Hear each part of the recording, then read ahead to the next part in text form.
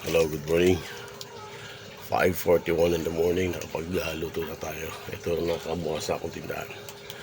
Is muna tayo sa black coffee, pero mag-trade ako sa black coffee.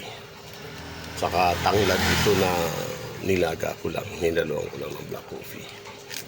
Saka scalpix muna tayo. Ay, magandang umaga. Ay, masarap daw humigop ng kape sa umaga. Pero masarap magpasalamat ng una sa Diyos. Pagising ko. Salamat sa Diyos.